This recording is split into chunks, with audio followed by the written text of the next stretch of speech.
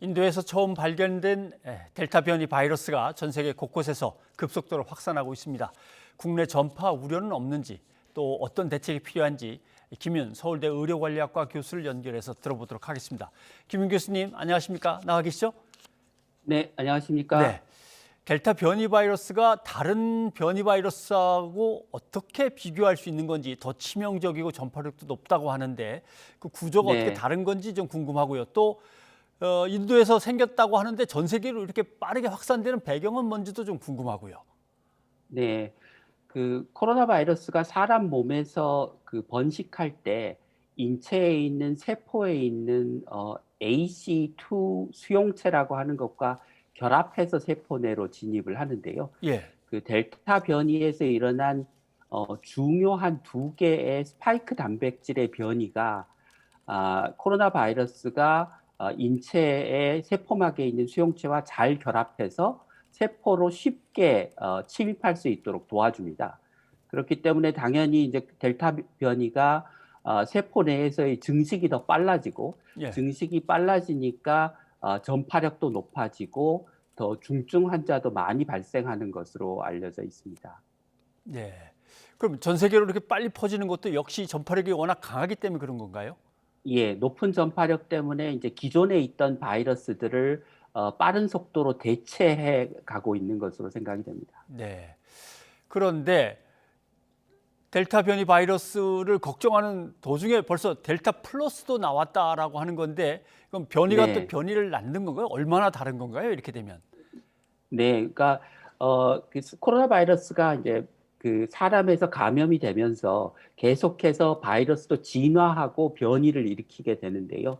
지금 우리가 주목하는 뭐 알파 변이, 영국발 변이, 또는 델타 변이, 인도발 변이라고 하는 거는 그렇게 변이가 일어난 것 중에서 전파력이 높거나 치명률이 높거나 또는 백신의 효과를 떨어뜨리는 것들에 대해서만 저희가 그 주목을 하고 있기 때문입니다. 그런데 이제 그 델타 변이에 대해서 델타 변이에서 새로운 스파이크 단백질의 변이가 하나 추가가 됐습니다. 예. 그 K417이라고 하는 변이가 추가됐는데 이 변이 역시 그 앞서 말씀드린 우리 세포막의 수용체와 코로나 바이러스 스파이크 단백질의 결합력을 올려줘서 역시 전파력을 높이는 새로운 변이라 델타 바이러스 변이보다 전파력도 더 높고 아마도 백신의 효과를 좀 더 떨어뜨리지 않을까 그렇게 예상을 하고 있습니다. 네. 델타 변이 바이러스가 이제 전 세계에서 빠른 속도로 확산하고 있는데 우리나라에 들어온 것도 누적 상황을 보니까 늦게 시작됐는데 더 많이 들어온 것 같습니다. 국내 상황은 지금 네, 어떻습니까? 예, 지금 현재 변이 바이러스 감염은 전체 감염자 3명 중에 1명이 변이 바이러스 감염인데요. 그 중에 델타형이 약 8.5% 정도를 차지하고 있습니다. 그래서 그 아직까지는 숫자가 적긴 하지만 조만간 다른 나라의 사례를 보면 영국발 변이를 제치고 우리나라에서도 가장 흔히 발생하는 변이가 되지 않을까 싶습니다. 네. 아마도 가을쯤이 되면 뭐 그 델타 변이가 중요한 변이가 될 것 같습니다. 네. 이제 닥친 문제는 그럼 백신을 맞으면 괜찮은 거냐 아니면 백신 맞아도 소용이 없다는 거냐 이런 이제 의문들을 네, 자꾸 이제 제기하시니까요. 그 백신을 맞으면 되는 건지 그리고 이제 최근 나왔다고 하는 델타 플러스도 백신을 맞으면 되는 건지 여기에 대한 답을 좀 네, 듣고 싶습니다. 네. 다행스럽게 델타 변이도 기존 백신에 대해서 효과가 있는 것으로 알려져 있습니다. 화이자 예. 백신 같은 경우는 원래 코로나 바이러스에 대비해서 그 면역 효과가 한 2% 정도밖에 떨어지지 않고요. 예. 아스트라제네카 백신도 한 60% 정도로 높은 수준을 유지하고 있습니다. 델타 플러스 변이는 그보다는 좀 더 백신의 저항력이 있을 것으로 추정이 되지만 아직 정확한 수치는 공개되고 있지 않은 상황입니다. 네. 그러면 이제 영국이나 또는 이스라엘처럼 이미 집단 면역을 달성하고 한참 더 백신을 많이 맞은 나라인데 그런 나라에서 지금 급히 또 델타 관련 또는 다른 변이 바이러스 관련해서 마스크를 다시 써야겠다라고 이렇게 되돌아가고 있는 거는 왜 그렇습니까?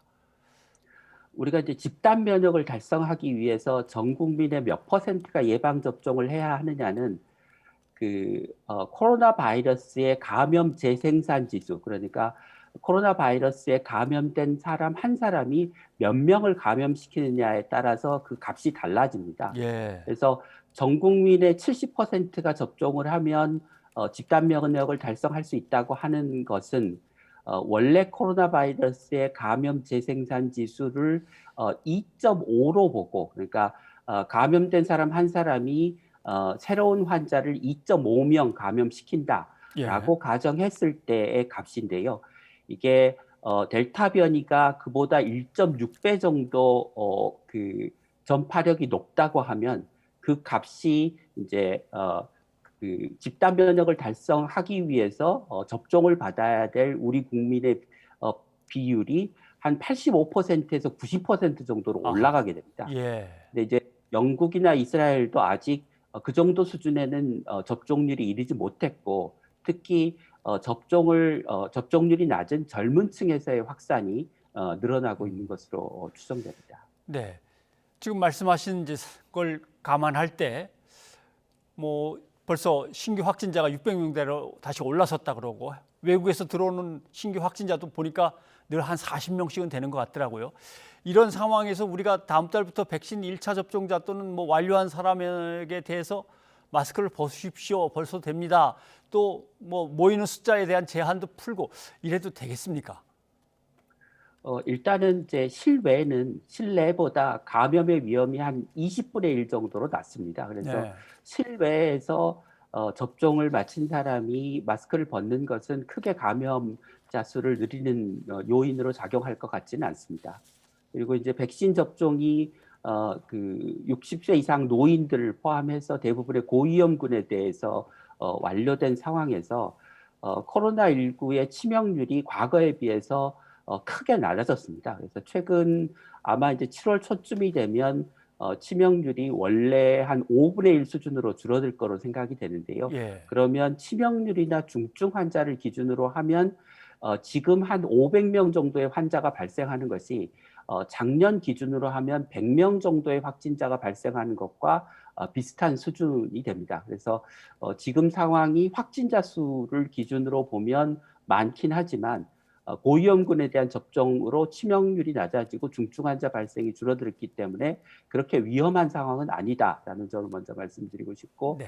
두 번째는 이 델타 변이와 같은 새로운 변이가 계속해서 출현하게 될 겁니다. 그래서 변이 바이러스 때문에 우리가 사회적 거리두기를 완화하지 못하고 일상으로 복귀하지 못한다고 하면 사실은 언제 일상으로 복귀할 수 있을지 알 수 없는 상황입니다. 그래서 한편으로는 일상으로의 복귀를 추진하고 다른 한편으로는 뭐 역학조사나 접촉자의 격리나 이런 부분들을 더 강화하고 백신 접종률을 높이는 것과 함께, 그래서 감염이 발생하더라도 이게 대규모 감염으로 발전하거나 빠른 속도로 전파되지 않도록 하는 보완 조치를 해야 될 거로 생각이 됩니다.